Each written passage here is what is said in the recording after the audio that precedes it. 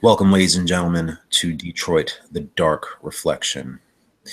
The last few nights have seen the mysteries growing and growing. Down this rabbit hole, we find Christian Cobras traveling.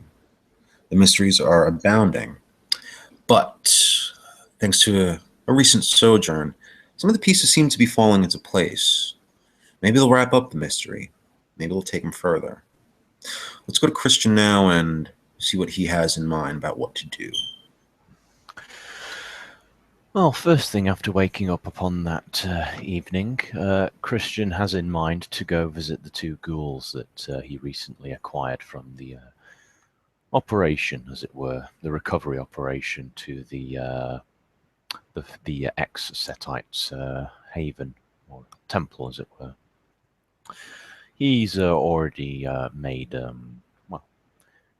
he's already been able to acquire quite a bit of material from that place, but now he kind of needs some further information.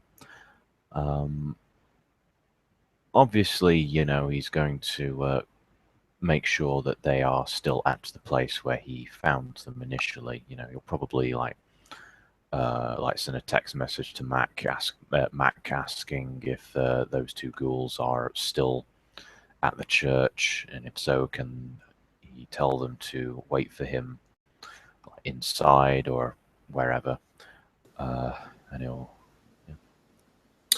When you call Mac, you could have explained yourself.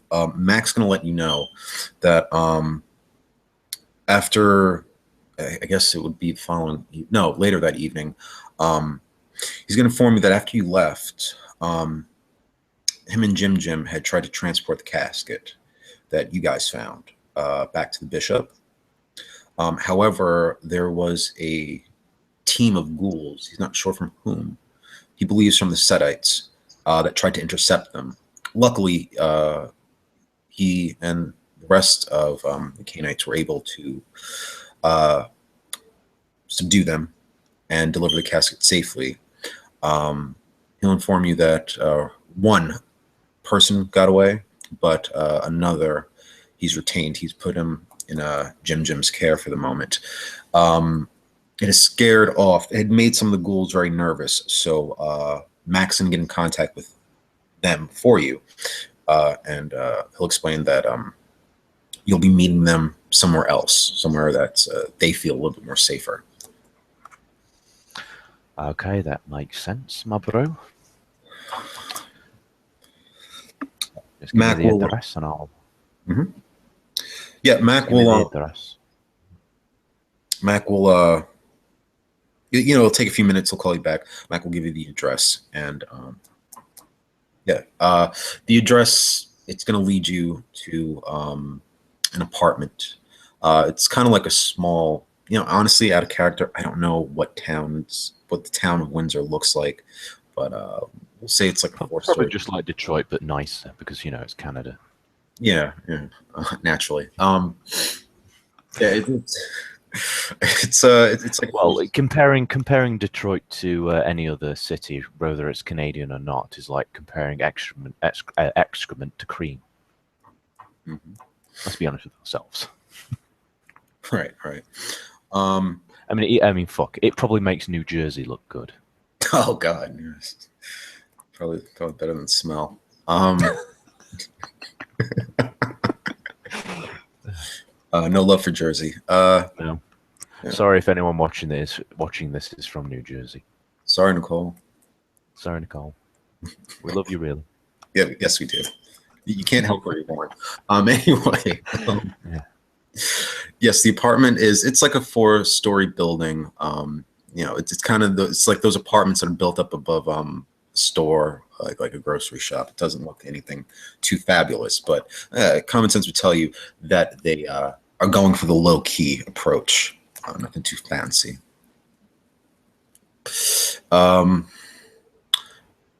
You'll see the buzzer. They'll tell you what doorbell to ring, and you'll make your exchanges.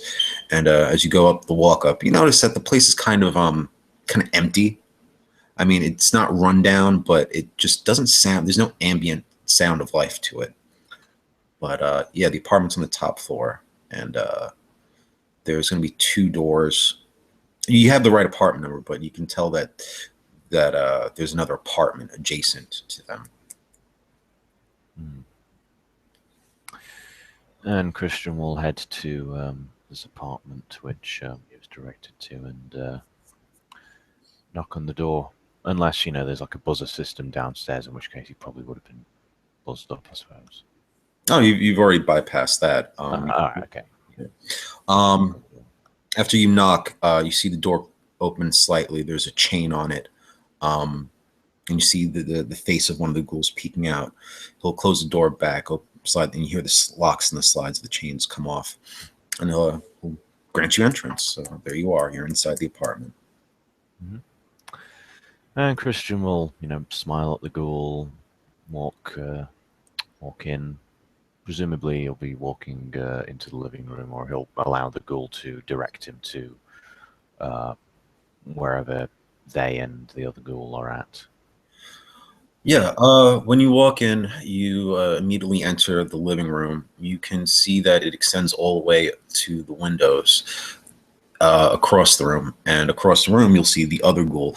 You may notice that he gives you a regard, that he sees you walk in, but he's kind of peering out past the curtains, looking at the street. And Christian will look over towards him, look over towards the woman. Well, here we are. Well, in order for us to properly facilitate this new relationship, this new endeavour that we've gotten, I do believe that introductions are in order. My name is Christian Cobras. Well, it's good to meet you, Mr. Cobras, if I may call you that. The name's Zachary. My partner over there, that's Matthew. And this is Delilah. Delilah is the same woman you met at the church before. So, Delilah's the lady. Hang on, Who's there's the same three girl? people. Yeah. Oh, right. Okay. Right. Well, pleasure to meet you all. Now,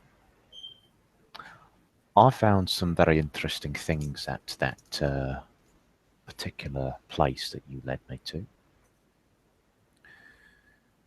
So I suppose the obvious question, what do you know about these ledgers that I found? Zachary kind of like puts his forehead into his palm. That's all right, Mr. Cobras. Let me ask you a question. Do you know that there's like an underground market for canine blood? Honestly, given the amount of ghouls that we found in Windsor, that honestly would not surprise me. Right. I mean, sometimes this situation happens, even if it's between the same clique of vampires. Ghouls themselves would like to make sure that even if they're not in someone's employance, that they're still cared for. My former masters were good at this. It's a market that allows them to, well, it's nothing less like being a drug dealer. When someone has the jonesing, it's easy to bargain and barter for information that a ghoul normally wouldn't give up. But when your life is on the line and you're seeing yourself age slowly as the days go by, well, your binds of loyalty are easy to give up. I can't say that I have ever experienced such a thing, but I do believe that I can empathise with the situation that someone like that would be in. Do go on, however. You see Zachary starting to like pace back and forth. He asks you, "Do you mind if I smoke?" By all means, my bro. So he lights up a cigarette, and all right, now the last couple of years, um, they were taking on buyers that were getting more and more specific. You know, I mean, I never knew exactly who these buyers were. I was just the fetcher. You know what I'm saying? I was just the middleman. Normally, Ghoul doesn't care where the blood is coming from. But these orders started getting more and more specific. You know, I got to tell you, I never really understood the scope of, how do I put this without insulting you, sir? How many breeds of vampires there were in the world. You would be surprised, my bro. I'd even go so far as to say that not even a scholar such as I could name each and every one of our Dark Father's brood. We have many, many legends, many, well, what exactly did your Domitor tell you? How much do you actually know? Do you know of Well, clans, bloodlines? if you'd give me just a basic description of what type of clans and their particular quirks, but any history of who knew who sired who had a spat where and when, not that's not what I was made privy to. But I'm presuming that you, well, considering that you told my good friend Mac that you belonged to a Setite, that you know of some of the little groups that just so happen to have sprouted up at some point in history. Yes. There is this Camarilla. There, some of them don't really engage in our market. Though there's that clan, the Tremere. I understand they're like mages, warlocks of some sort. They seem to be our most typical buyers. And when it comes to the Sabbat, well, though we don't get many buyers from them, we do find an occasional tis miski Chinese. I'm not sure how you pronounce that word. Out of I do character, I believe, do, but yes, of course.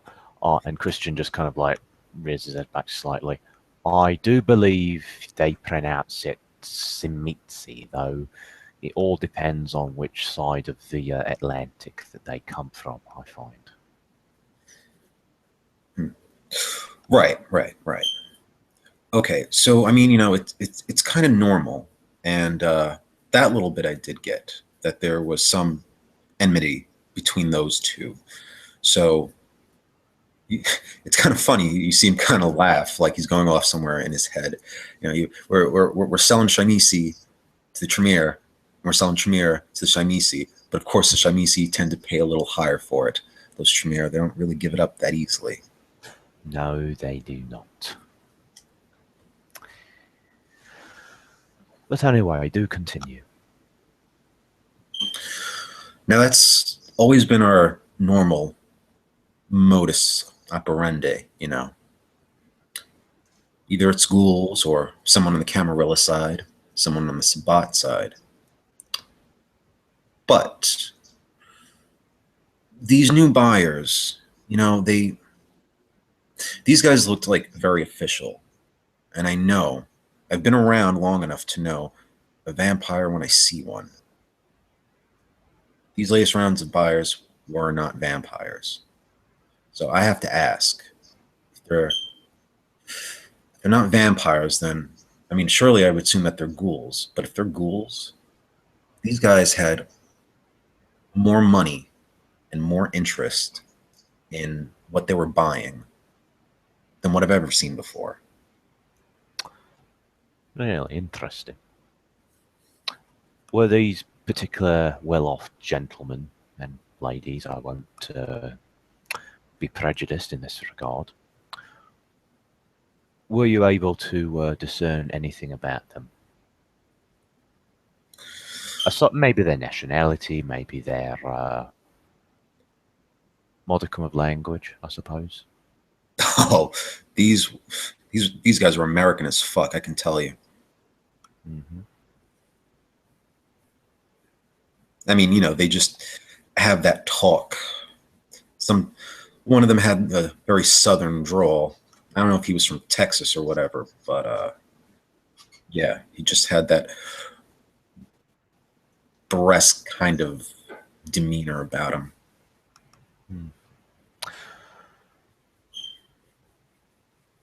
Interesting. Would you say that these gentlemen were, how could I say, how exactly did they pay for their blood? Oh, cash. They'd pay in cash. Well, hold on. I mean, I was only witness to one transaction in money. I'm not sure how much blood exactly that got them. I mean, well, you got those books there. You could probably decipher that yourself.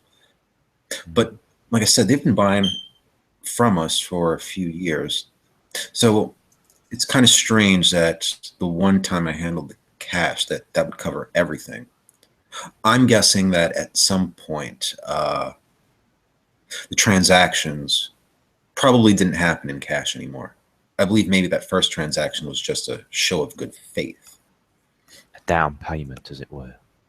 Exactly. Makes sense. Right. So, aside from those ledgers, perhaps you could tell me, well, we found a casket in that truck. And apparently some people tried to take it back from Mac and a very good friend of mine. Do you believe that your former Domitor's friends are perhaps trying to take what was his? You'll hear Matthew from the other side of the room kind of peep up with a chuckle. Who else would it be? Well, then perhaps, my bro, you could do my friends and I the supreme pleasure, how can I say this? Save us from having to run about and just tell us who the fuck these cunts are, if you'll pardon my French, my dear. Well, do you understand how the Sedites work?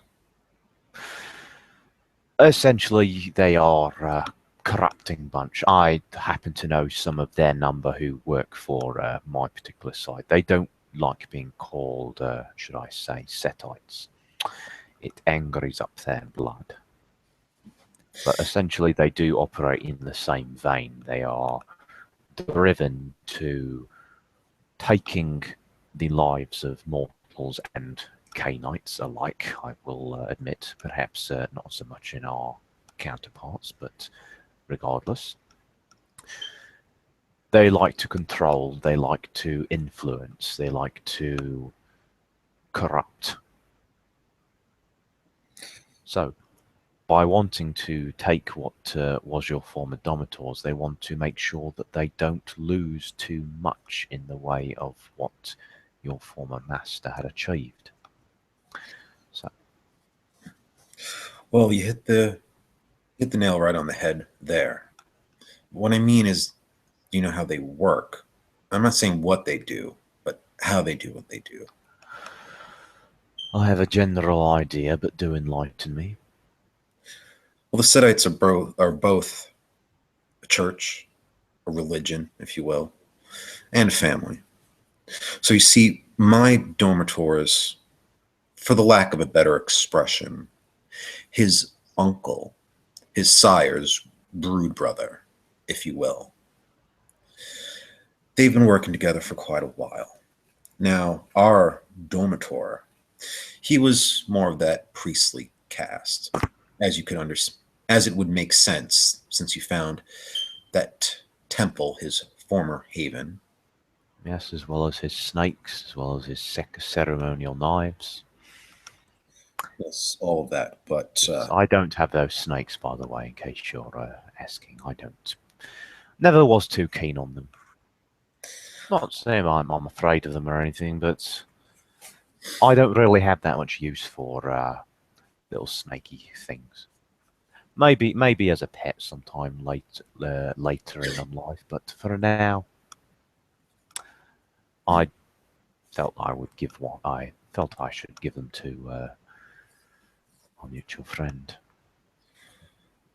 yeah, about that, you might want to tell your friend that even the Setites can work their magic on snakes. He might want to isolate them, train them properly. Unbreaking a snake from a Setite, that could be a task. Well, it's his problem now. Anyhow, that dear old uncle, well, he was more the business type, the financier of things. Him being as old as he is, been around the block a few times.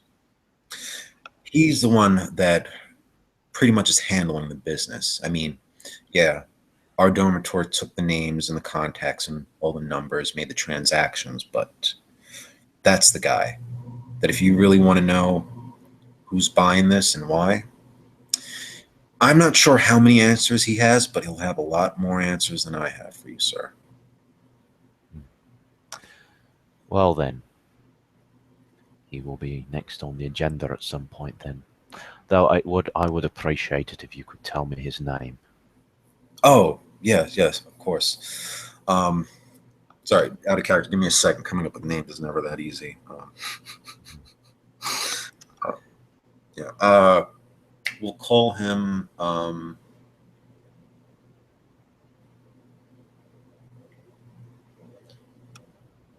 Fuck, I'm drawing a blank. Well, we can't call him Satan's little helper because Yeah. that name's already taken. We'll call him Lawrence. Yes, we'll call him Lawrence. Ah, Lawrence. That's a good name. Yes. That's a name I haven't heard in a while. Yes. Yeah. I don't know. Oh wait, except, no. Except for yes. Lawrence. Yeah, except Lawrence Street, Lawrence Fishburne. Yes. Yes. He'd make a good satire. He would. I'm sure he would. That's actually a good choice. Well done. Yeah. Yeah. So Matt will tell you Lawrence. And he's going to warn you that he's no pushover. He surrounds himself with a lot of people, especially those of his own brood, his descendants. I guess what you would call them his children. Correct? Mm-hmm. Well then, my bro. What if I told you none of that really matters? Sorry, just had to troll you in there. That's right. Matt's going to shrug. I'm like, well, you wanted to know. I'm just trying to let you know what to expect. Well, your advice, your recommendations are appreciated nonetheless. Now that we have that out of the way, the other matter of making sure that the three of you are in a place where you are within my reach and out of the reach of your former Domitor's little buddies. How easy would you say it would be for all three of you to get across the river and into Detroit, into a place to settle yourselves in? Hopefully someplace nice, or at least tolerable. Matt and Zach are going to look at each other for a moment. Well, it's not really too hard for us. I mean, we have funds and we have cash. We just Well, we just hope that we're not stepping into anything worse than the situation we already have. Compared to who else may have picked you up, my bro, you're in the best hands that could possibly be in. Well, all right. I mean, Compared to most of my brethren, I'm actually quite nice. well, it's not really an issue of us having a lot of baubles and artifacts to move. As a ghoul, you learn to let a lot of things go. So we can easily find a place, say, by the end of next week. All right, that's good. I will want you, all three of you, to lay low for a little while. Perhaps just live for a little while. I will be putting things in motion to put the three of you to work. You will, obviously, get your next fix of vitae as required. We will not I will not put you at any higher or great or lesser priority as I would any other thing in my nightly existence. I would recommend, however, that aside from Miss Delilah's here services, which she has already pointed out to me, I would recommend that if any of you, well, if either of you have any qualifications or uses that you believe I should know about, speak now or forever hold your peace. Um, the girl's gonna, Delilah, she's gonna speak up. Well, honey, unless you like a little bit of a flash dance, I mean, I can cook, but I suppose you don't eat. Well, and Christian actually turns to look at her. I'm actually perhaps a little bit different from a lot of other of my breed that you may have met, but unfortunately it is a matter of sustenance that I do not draw from. So whilst the smell of and whatever you're cooking would be nostalgic, unfortunately it would be kind of a wasted motion, but the offer is it is appreciated nonetheless. I do Yeah. think, however, that someone like you could be in a very good position to. How can I say this? Well, you did say that you were a dancer. And there are many lovely clubs in Detroit that could benefit, be blessed with your services.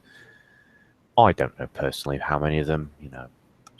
I hate to break this to you, but usually when people die and are risen again as one of us, we kind of tend to lose the urges there. But do not fret, however, because Detroit is full of those types of people with plenty of money and not enough ways to spend it. Furthermore, I do believe that these two gentlemen here, and he kind of semi-cartoonishly starts like flicking his finger like back and forth between the two of them. Someone has got to keep these two gentlemen out of trouble. Oh, yeah, I can do that. I can make the girlfriend experience possible. While whatever floats their boat. And you two gentlemen, aside from what I'm already aware of, what exactly did your former Domitor use you for? Well, basic grunt work. I mean, not like digging ditches or anything. And this is Zachary talking. But, we worked outside the club. So sometimes we'd perform the kind of duties that a bouncer would. But a lot of times we were also the middlemen. We know how to talk to people, and we have cool heads. We don't try to fuck up our master's business. Hmm. That's good to hear. I could definitely use with two fellas like you. There are some things which do require a little bit of extra hands with. Other times, sometimes I find it difficult to talk with certain people. Or should I say I require more than one person to be watching my back when I do things. So your services will be appreciated. In the meantime, however, I want you to do exactly as I told you to. Get yourself over to Detroit, find some place, settle down for the time being, and I'll put things in motion to make sure that you are properly accommodated and that you can be of use to us. At that moment, Christian, you're gonna hear a knock at the door, and Zachary and Matthew are gonna really tense up. Dude, were you fucking followed?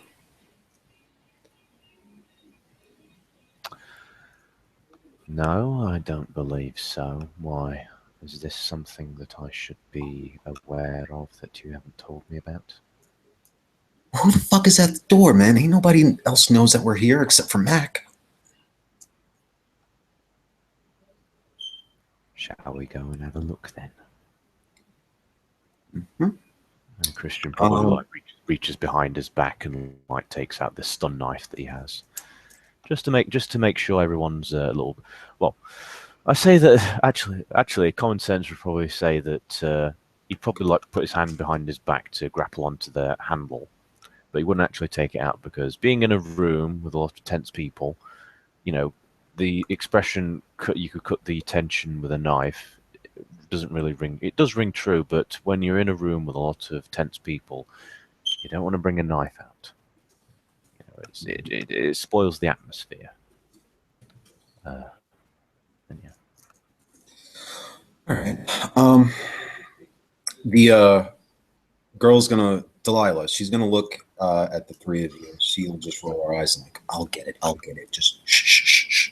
You know, with her hand, she'll try to tell you guys like to just be quiet. You see her fix herself up and go to the door, and she looks through the peephole. She'll look back at you and whisper, "I don't know who this guy is."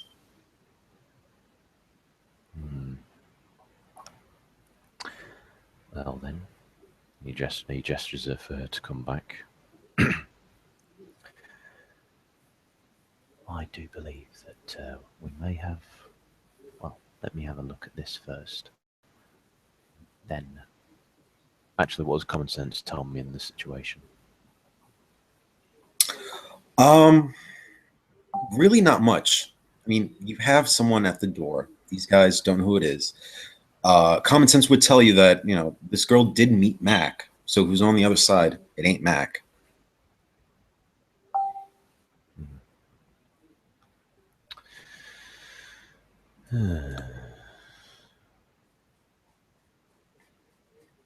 I think.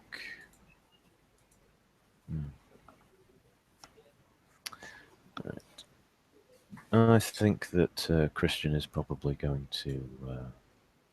Actually, I'll probably say. Do either of you two have any weapons? Oh, yeah, they've already unsheathed their Glocks. They weren't going to wait for the order. Very good. And Christian actually takes out his stun knife at that point. Well, flicks the safety off of the little stun mechanism. This is something that Charles let me make in the first month. Right.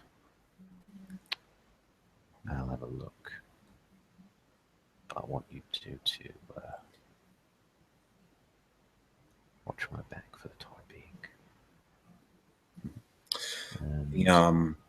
I'm sorry, go on. I'm going to say Christian's going to. Actually, I'm trying to think of the worst possible situation at this moment. Yeah, he's going to spend a blood point to boost up his dex to 3. What am I doing? Mm-hmm. 3. And he's probably going to slowly approach the door. He's going to try like if the door was like that, and like it went like if the hinge was like around here, he'd try and approach it from that side.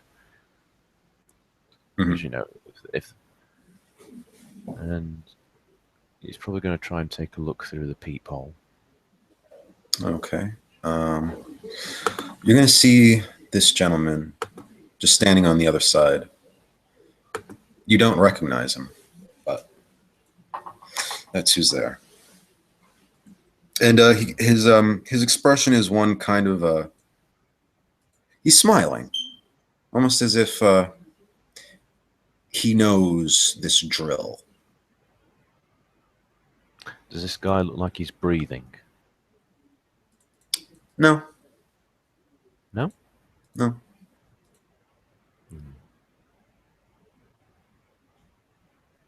He just looks very still and smiling. I mean, he's alive. You can kind of see him rocking back and forth on his heels. Hang on, he's not breathing, but he's alive. Well, I mean, he's not like dead because he's not breathing. Like he's not slumped up against a wall, is what I mean. No, I meant is this guy vampire, ghoul, human? Do you want to roll a perception awareness? Yeah, sure. Hang on, awareness or alertness? Awareness. Oh, this is going to be interesting. Yeah, nothing. All right. Well, since I already gave it to you that he's not breathing, your first instinct tells you that this might be a Khainite. In that case, Christian. I think he's going to. I think he's probably going to use the what's it called again? Blood. Actually,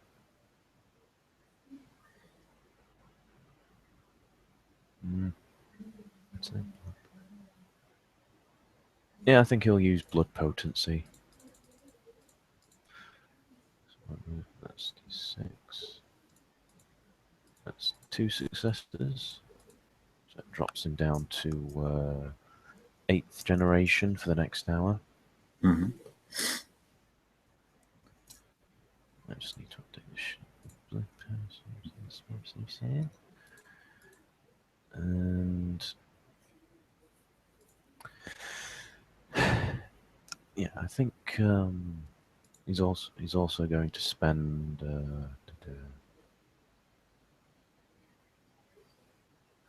he's going to spend another point for Dex to boost up to 4, and he's going to spend a point in stamina to boost it up to 5. All right. Let's see. Now give me a perception alertness. 1 success. Okay, you're starting to feel a very uneasy physical sensation, and it's starting from your feet, and it's working its way up your body. Could I do an intelligence occult for that? Yes, you can. That is 3 successes. With your exposure to various disciplines, being a member of the Sabbat, you are feeling what you've heard is the effects of obnubration. As you look down, you're seeing this darkness starting to coil itself around you. Christian, probably recognizing that, well, putting to common sense would probably say that this bloke is probably responsible for this, I'm assuming.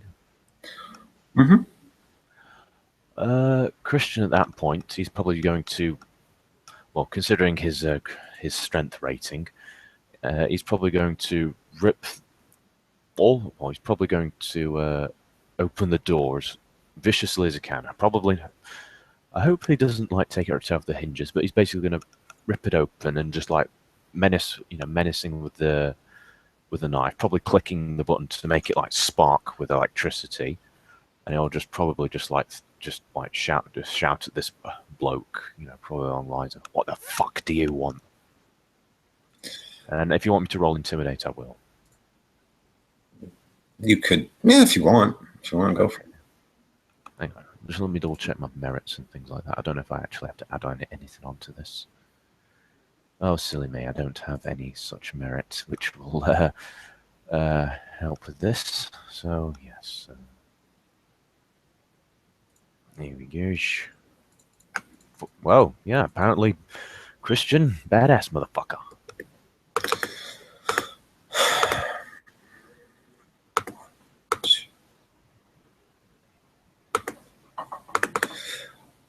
All right, you catch the man off guard, but he's not quite cowed.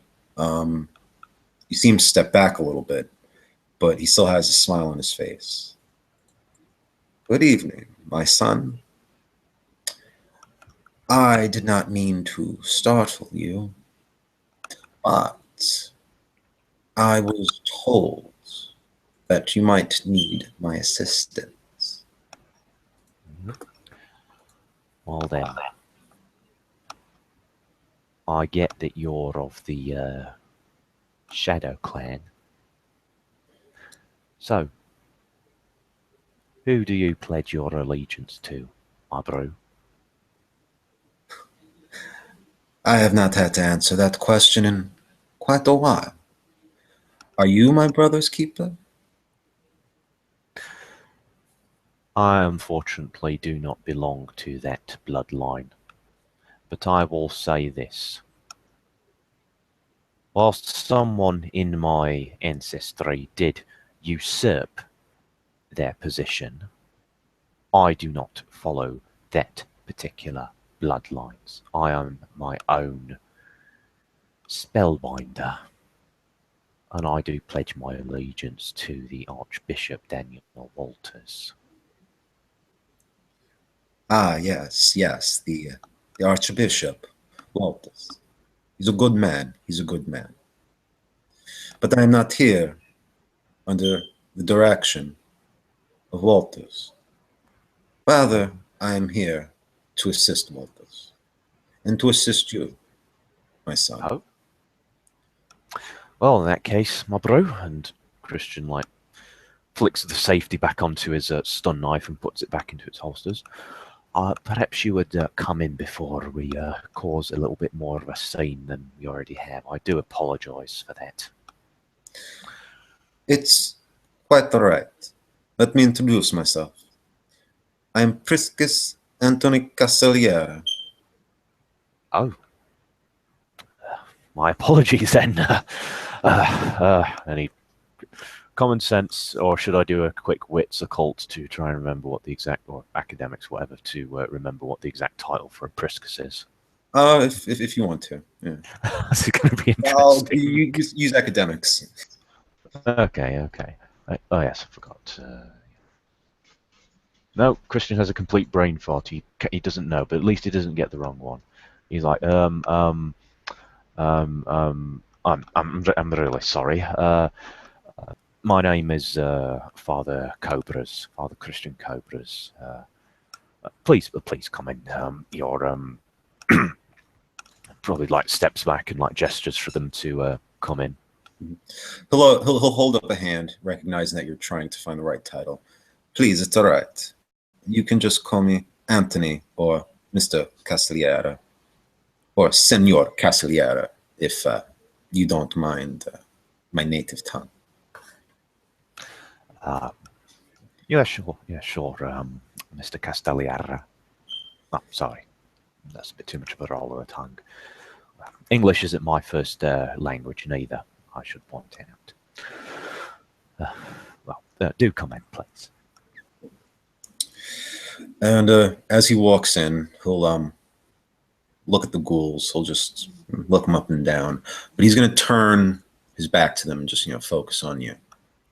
And Christian will obviously shut the door behind them and put the latch on the thing as they had before.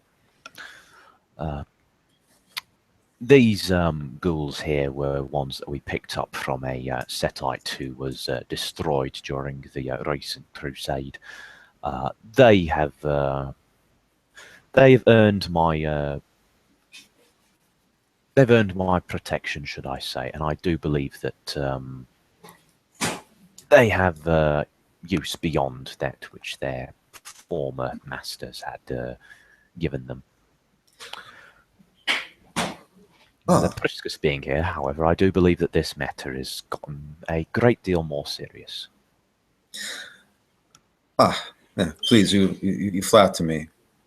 Sometimes Cainite of his age forgets himself. I take pride in my role as a Priscus. I advise.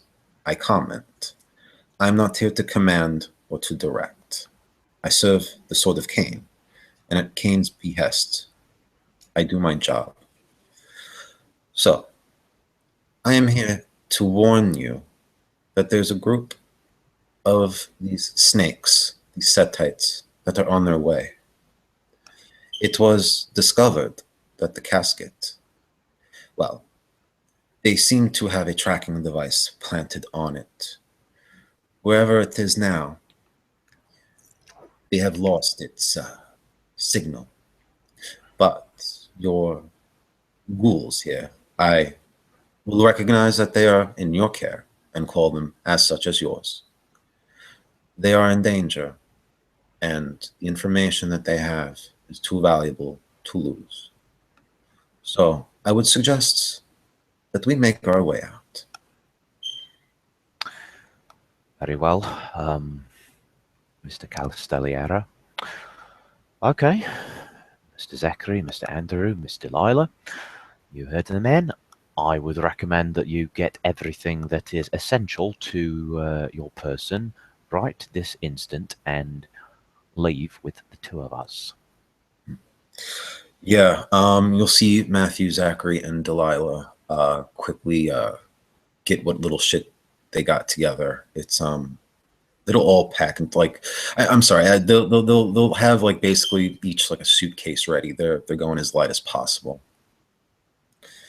And Castelliera will say, I have already contacted Mac. He will be arriving with a car for transportation. I do not know where you would take them.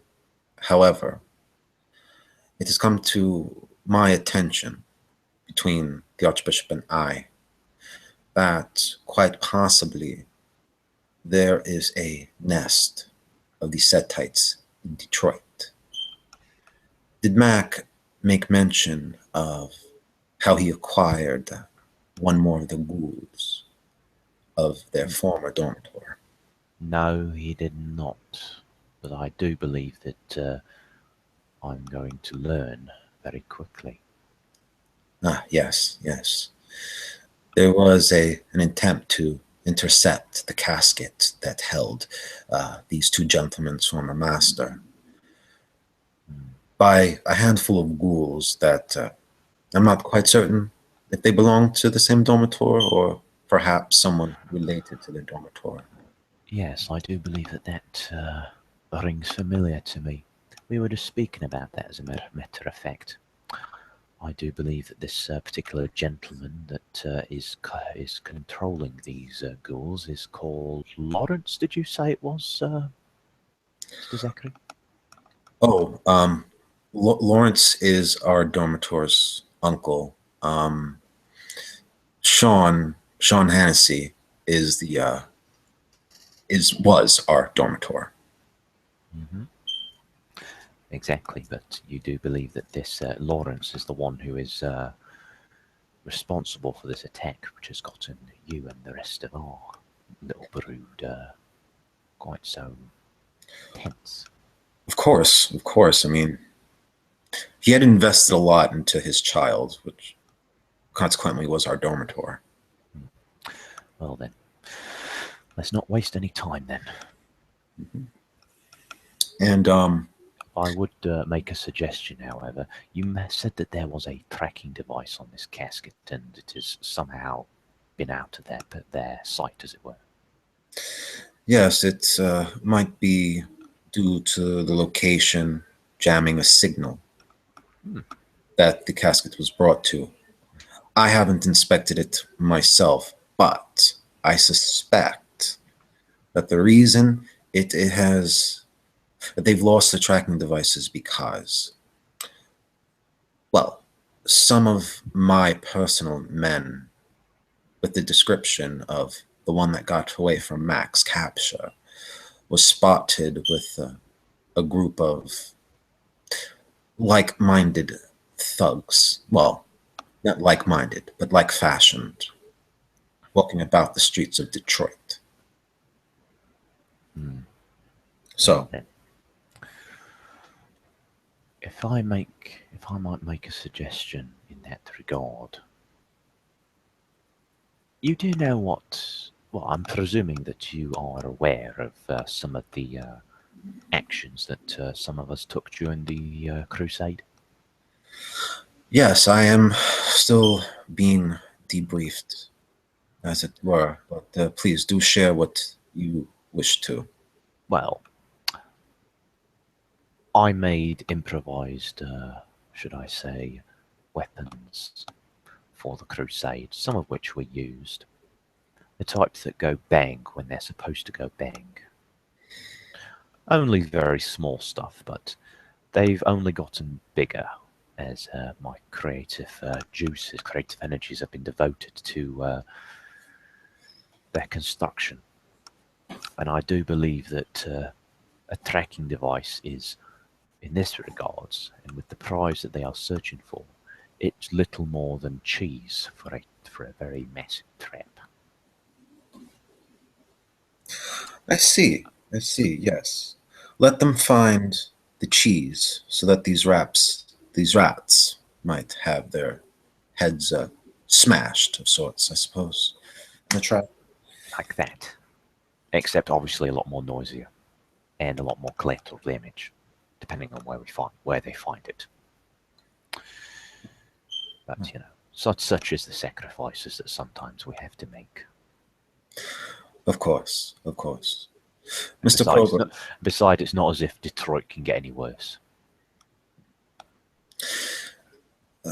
Brother Cobras, if I may, I would pass along this plan of yours, and if you wish to construct these, qu'est-ce que c'est, contraptions, these explosions, I would agree. However, as we make our exit, there is something I'd like to impress upon you, perhaps maybe a mission that if you would undertake with my advice, I think would steer you clear of, well, situations that you would not be as well suited for as others. Okay. I'm listening. But Castellar, he's making his... I'm presuming they're all saying this as they're like getting Yeah, out. yeah. He's like kind of like leading you out. And as you guys leave the apartment, take it downstairs, you'll see Mac arriving in a car. He'll pay some pleasantries, like, yo, what's up, baby? What's good? Yo, where the fuck I'm taking these guys? I had suggested that they find a place in Detroit to lay low for a little while, but given how recent circumstances have changed our plans, changed our priorities, I do believe it would be best for them to get there as quickly as possible. I presently don't have any place that I know that they could stay, even for a single night. But, you're more connected in this regards. And I will have to owe you this as a favor, my bro. Mac will just be like, no, don't worry, I got this. Although, you know what, homie, I was wondering, yo, you mind if this like chick right here, Delilah, like, yo, if you mind if I take her? What do you mean, take her? Well, I got some business ideas in mind, and a girl of her caliber would be, how do you say, financially viable for my enterprise?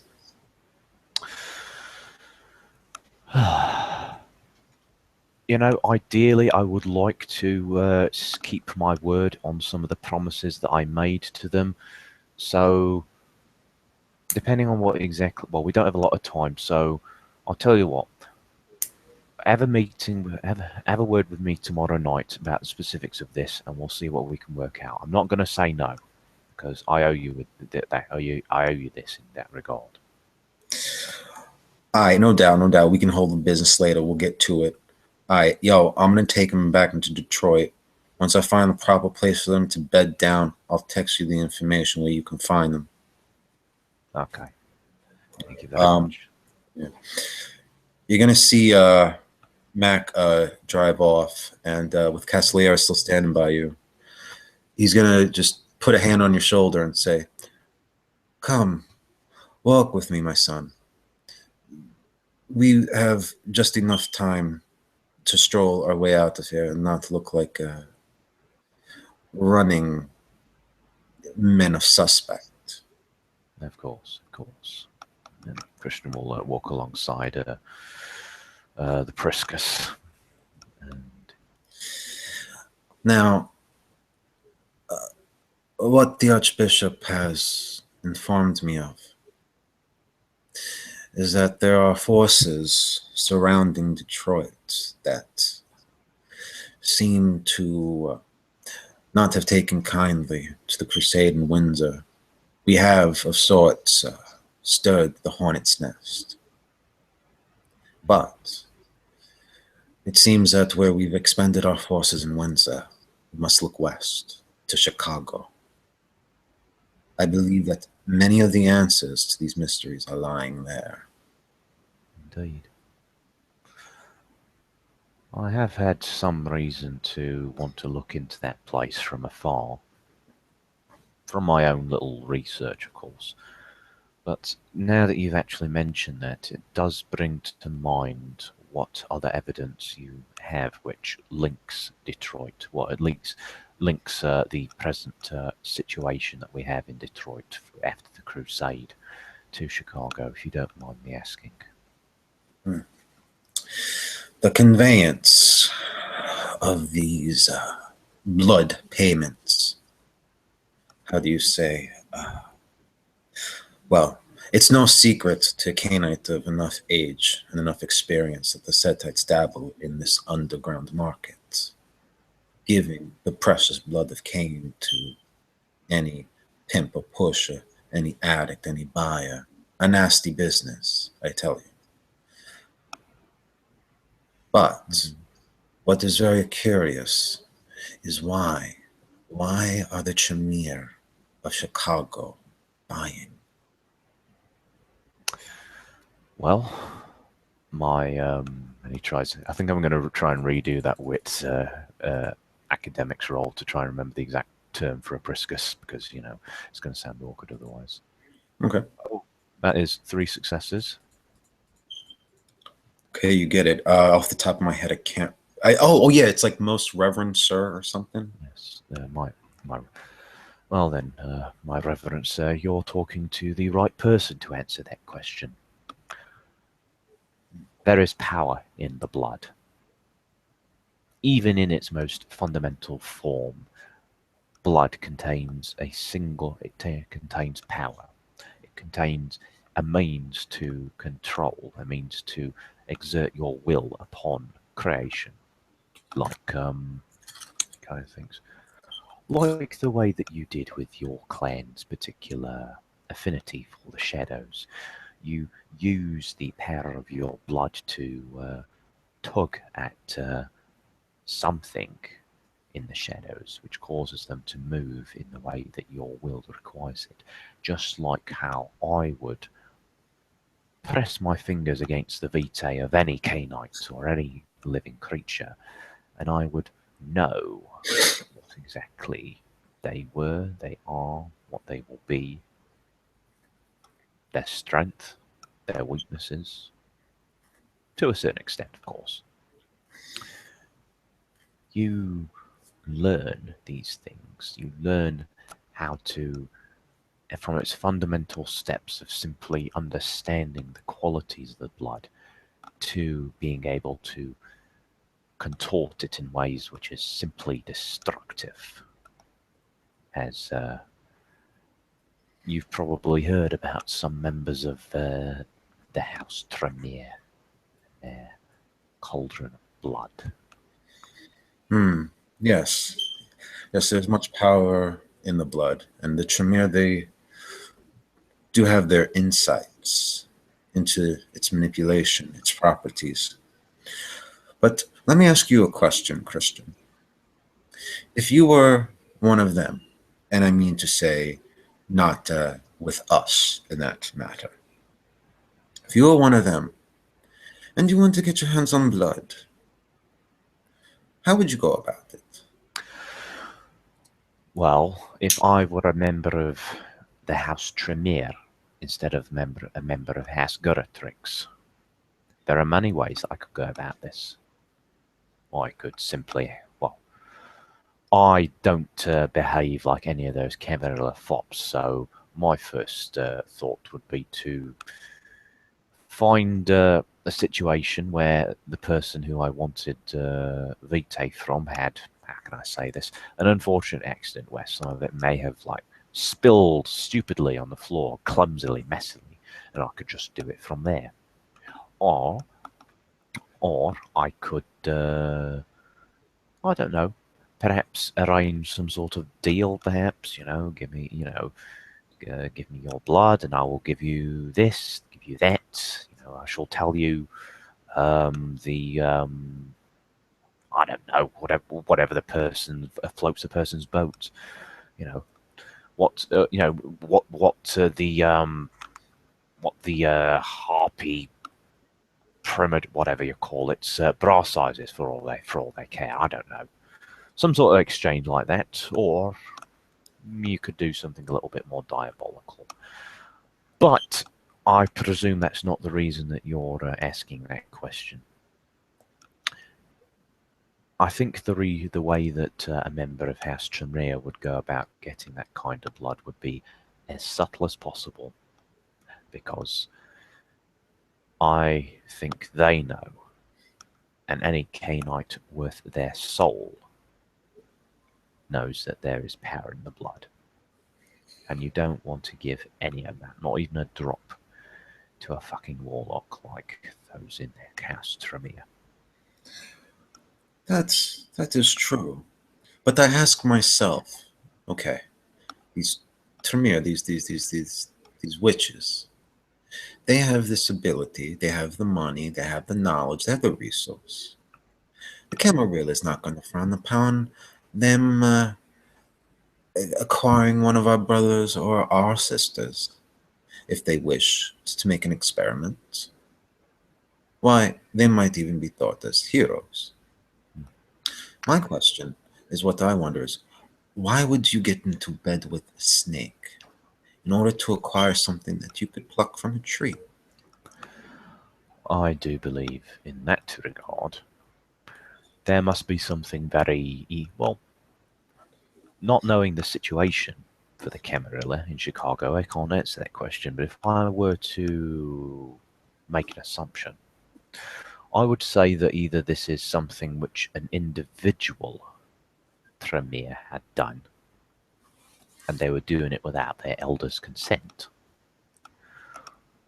The Tremere in Chicago are doing something which is against the prince's wishes, or alternatively, they're all just a bunch of fucking stupid sops, and they'll take whatever they can get. Though in regards to that, the Setites, whilst disgusting in and of themselves by their nature and not being official parts of the Camarilla, to be quite honest with you, they're outside of they're outside of Camarilla protection, as it were. And there's no real reason to honour your debts to them. There's no real reason to want to fulfill your end of the bargain with them, like I'm presuming the Camarilla enforces somehow. That is a very, very good possibility.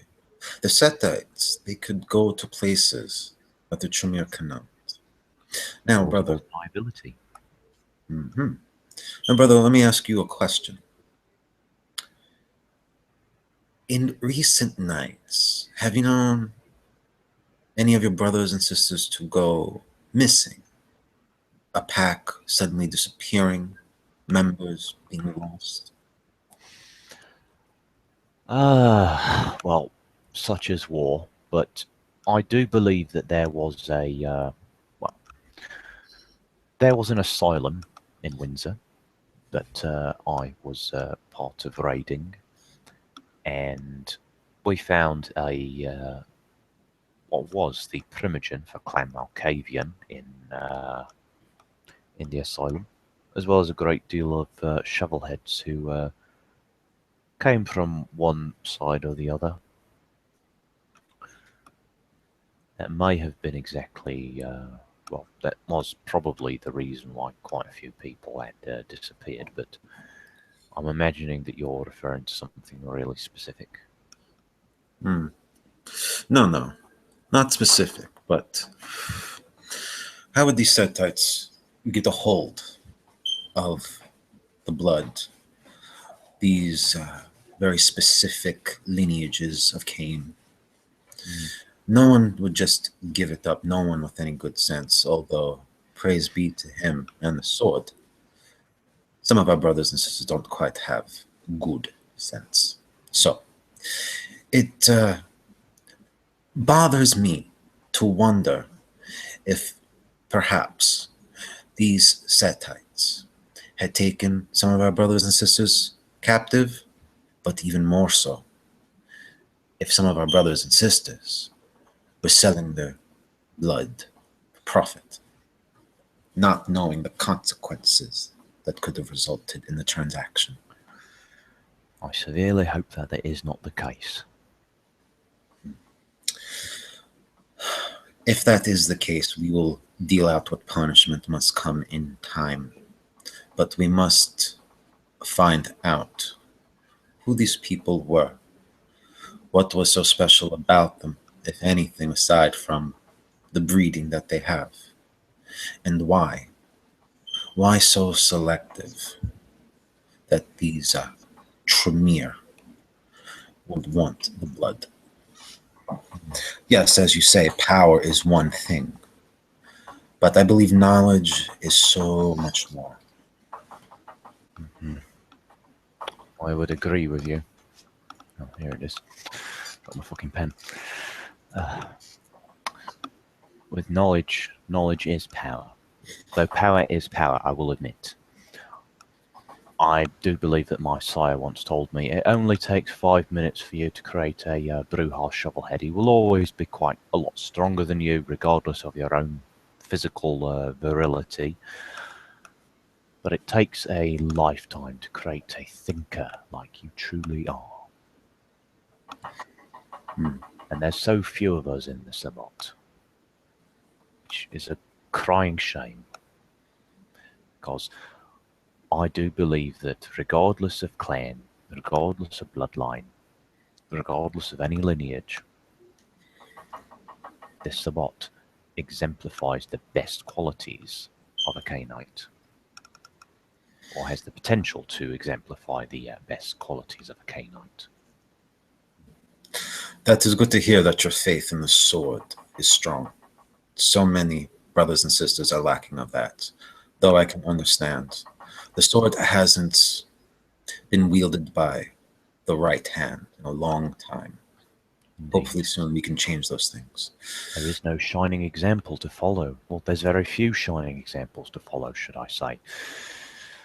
I've always looked up to my sire as being an example of what it is to be a member of Hesguratrix. His belief, his dedication to the cause is unmatched. by any other member of Hasguratrix that I have met, and there have been very few, I should point out. I may be a minority in the Sabbat, but that does not mean that I am any different from my brothers and sisters. Though obviously, the Tremere the Zemisi would say otherwise. They, as a clan, have more weight than my bloodline does. As the Priscus has been walking and you walking with him, you're going to notice that you're coming into a neighborhood that would seem kind of familiar to you. The strip club that you had found the temple inside is coming up in the distance. He's going to point it out to you. This place, I was thinking of taking up residence for.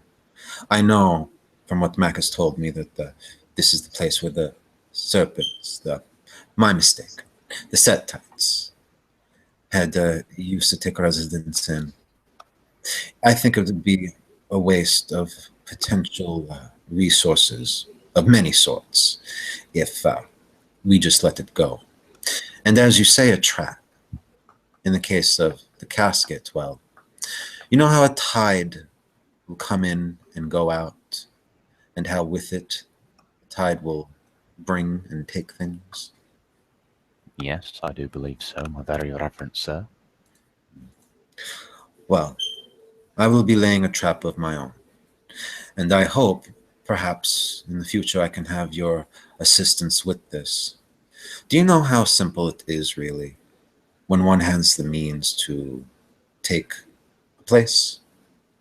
I did my own little research, and the owner of this club, yes, he being a paper tiger, is more than willing to have a new investor in the club, seeing as how its former tenants, well, they were run out.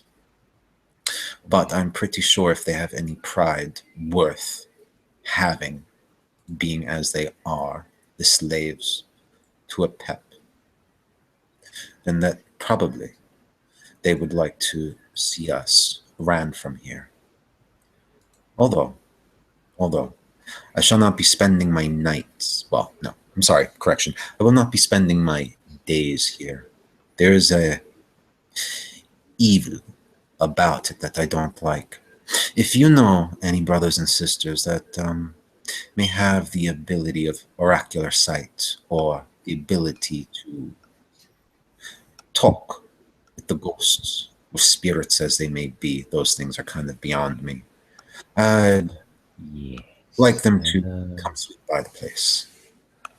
I do know of one person, but he did something very, very, very, very, very, very, very, very, very, very, very, very naughty and stupid and exceptionally stupid recently. So he has been barred by the Bishop of Punishment from ever using necromancy ever again for 3 months, except during a crusade. There was one other gentleman, but I have not seen him for quite some time. So I do believe if we do wish to do what you are suggesting, we would either have to go against the bishop's decree temporarily, I should point out, because I don't believe that the gentleman that I'm thinking of would learn his lesson otherwise, or we try and search for the other gentleman who was a lot more competent. Unless, well, no. I'm already studying some quite extensive, my magic is quite strenuous to learn in and of itself, so and there are some other things that I'm looking into learning myself, and I don't wish to add on to the pile, as it were. We will be here until Christmas next year, or next decade for that matter. Well, I do believe that it can be done, however, it just will take some time to do that. of course, everything in good time. I will see if I could get a reprieve for this friend of yours. Perhaps an act of penance, if he can accomplish this task.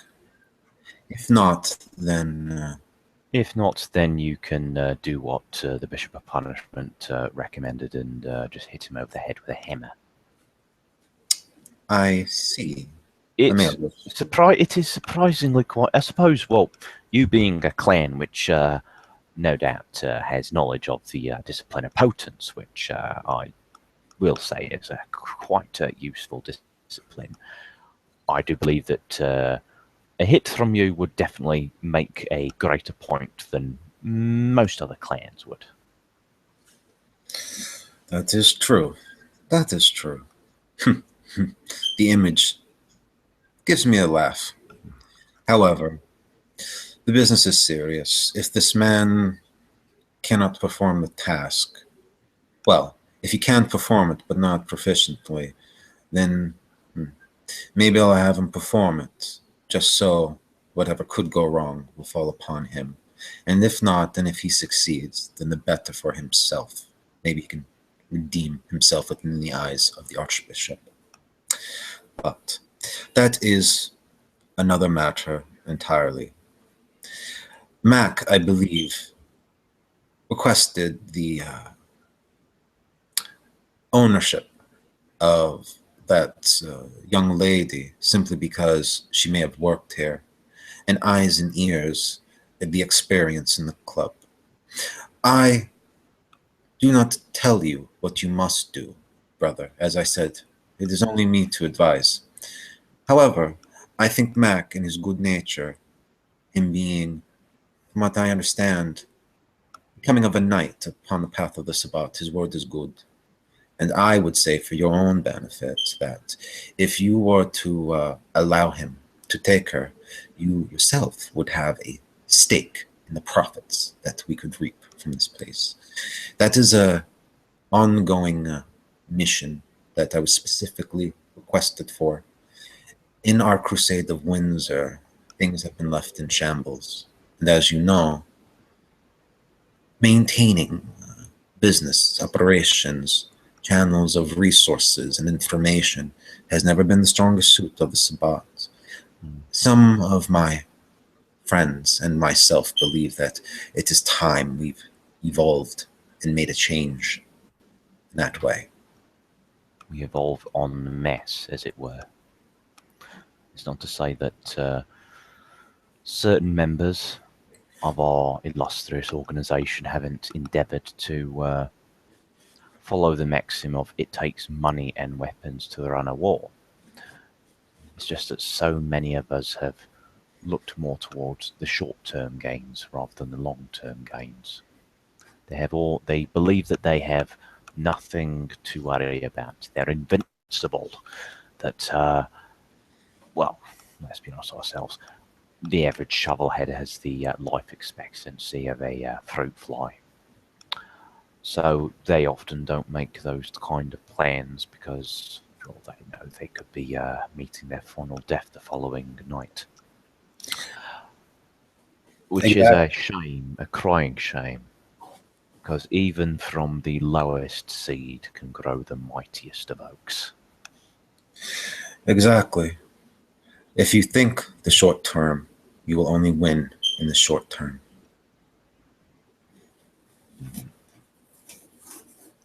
Well then, I will put what you've said, what you've told me into consideration, my very reverend sir.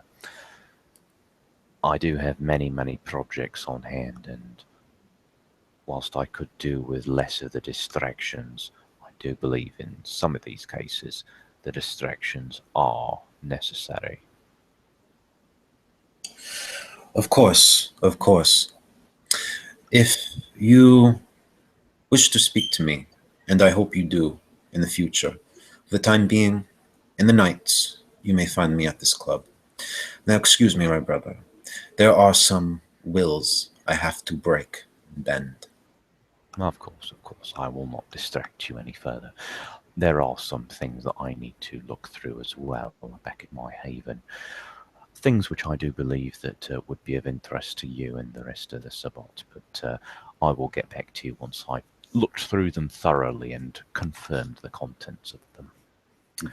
I bid you farewell, my very reverend sir. Praise Cain, and don't hurt them too much. Actually, no. Hurt them all as much as you like, or as they like, whichever. You'll see the Priscus smile. He'll step closer to you, and he kind of puts his hands in a triangle and places them hovering just atop your head. And may Cain's blessings be upon you, Father Cobras. Go into the night, and may our Father's strength be with you. And as he turns, as he approaches the club, you're going to see like the shadows kind of ripple over the club. Kind of what's that word? The ambience is about to get just a little bit more darker. Indeed. It's a fucking Priscus. What can you expect? Anyway, either way, Christian at that point, considering everything that has been gone on tonight, is going to head back to his haven to take a look at those ledgers and look at some of the other things that he was able to find there. But I just need to go to the toilet really quickly, if that's all right. Sure. I'll keep the team with the Priscus. Okay, give them a bit of a musical interlude. As a Christian walks off into the night, the Priscus, he enters the club, and there is just a great berth he is given. The man looks genteel, but the bouncers, even some of the girls, they can't meet a stare. Not until he looks at them and wants them to. He takes a seat in one of the plush leather chairs next to the stage. One of the girls wants to get close to him, but she feels that the moment she touches him, it'll hurt. And yet, the longer she looks at him, the more and more she is drawn in. Priscus smiles, even reaches for her foot, just to give her a quiet little tug. One of the bouncers approaches him, places a hand on the Priscus's shoulder. He lets go of the girl's ankle and gently places his hand on the bouncer's that's touching his shoulder. There is a small crackle of bones and a wince as the poor man falls to his knees. Damn, nature, you scary. And I presume, yes. Sorry, carry on. No. I was just gonna say, and we'll close the scene with the Priscus at that moment, and we'll scan back over to the Cobras. So you're back at your haven, and okay, you have enough time in the night to really study these texts. I would say Christian might have between 2 and 3 hours left of the day. All right. Well, we're just going to. Well, first of all, let's look at this high-end tech slender case thing. I presume it's something that you put over your mobile, isn't it? No, or am I just completely misinterpreting what it is? No. Okay. What's your tech rating? 2 dots. Okay. I'll give this to you just because you have that much. It looks like it's a vessel, a container of sorts. Okay. It's very sleek. It's very slender. It's silver, but what you can see in the middle of it is kind of like it looks like a clear vial. It looks like it's meant to hold something. All right. It's smooth all around. Now, if you want to tinker with it, I'll let you make a perception tech roll. Perception is absolutely shit, but Yeah, why not? I'll burn a will for this one. 3 successes. Okay, what you find is that as you're touching it to the how do I put this? Its texture in your hands. You do, even though it looks smooth, you can feel that there are certain grooves in it. And when you touch it, out will pop what looks like a hypodermic needle. Hmm. Interesting. I mean, I'm going to give you with your common sense. I'm going to give you to your first inclination is to believe that this is for containing blood. Oh, interesting. I guess so. With this, I'm guessing presumably was something that was used to like basically like steal blood from people. You know, just press it up against the kin, press whatever, click, suck, click back. You got the sample of blood. It could be used for that. Hmm. Yeah, so basically it's a very high-end tech version of the engaging the vessel of transfer and thing. Okay. All right. What else did behind? Let's look at those ceremonial knives. Okay. Are there any like, and Are there any what? what exactly do they look like? Do they have any like a single theme to them, or you know, is there? Oh,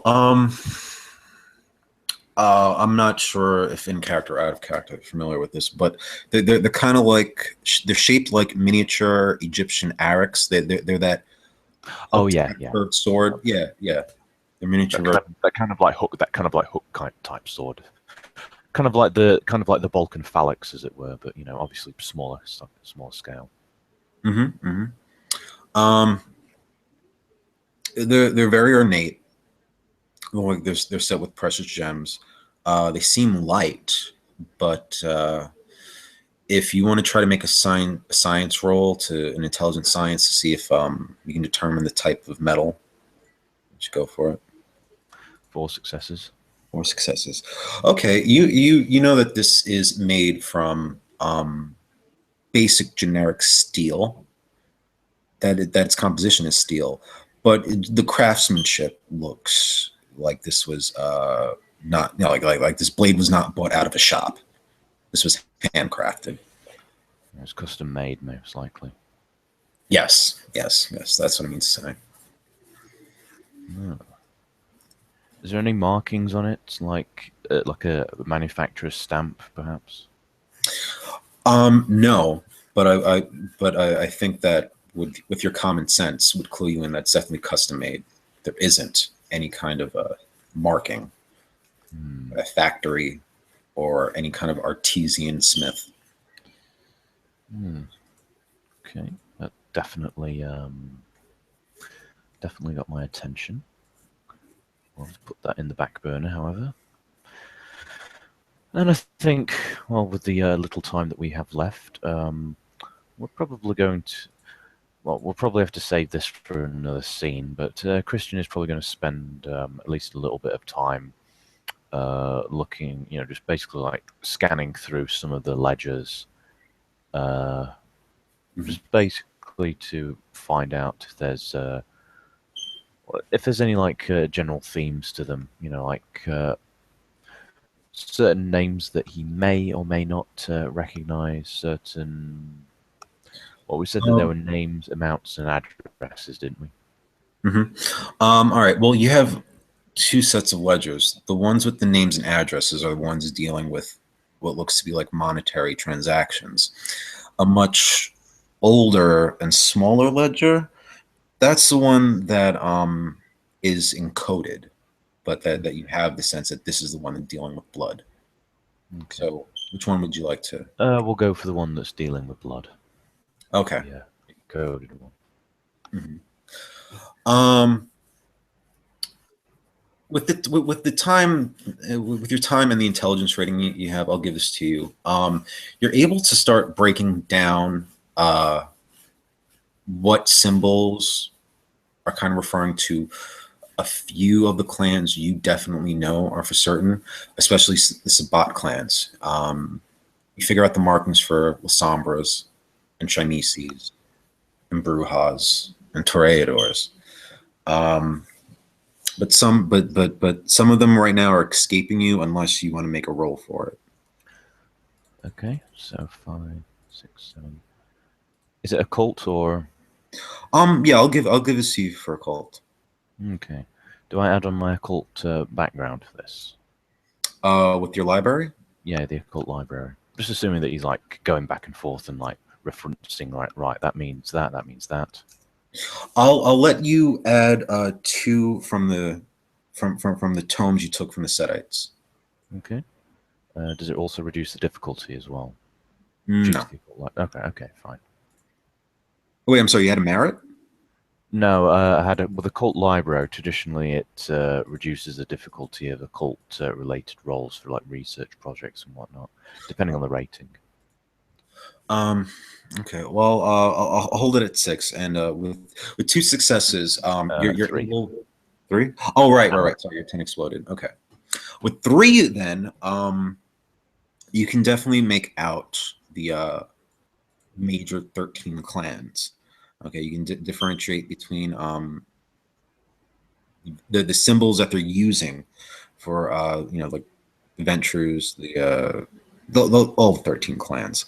What's kind of lost to you though is who's anti-tribune, who's not, and there's still some more symbols that, if with your common sense, since you've already deciphered the major clans, whatever other symbols remain, you're probably gonna be inclined to think that these are rare bloodlines. Interesting. And I'll give this to you. Most of the names that out of what you've deciphered, I'm sorry, the names aren't encoded, but next to the symbols that represent what blood they are, most of the names, these aren't really people that you've known. None stick out to you. Yeah, I'm gonna say that much, that you don't like it's not a friend or someone that you've met in passing by. These are people that, for as far as you know, could be dead or just have been passing by. Right. Well then, I think with that, we can probably call this a night and All right. carry on another night. Okay, cool. All right. Thank you for watching, ladies and gentlemen. This was Detroit, The Dark Reflection. Stay tuned and tune in again. Good night.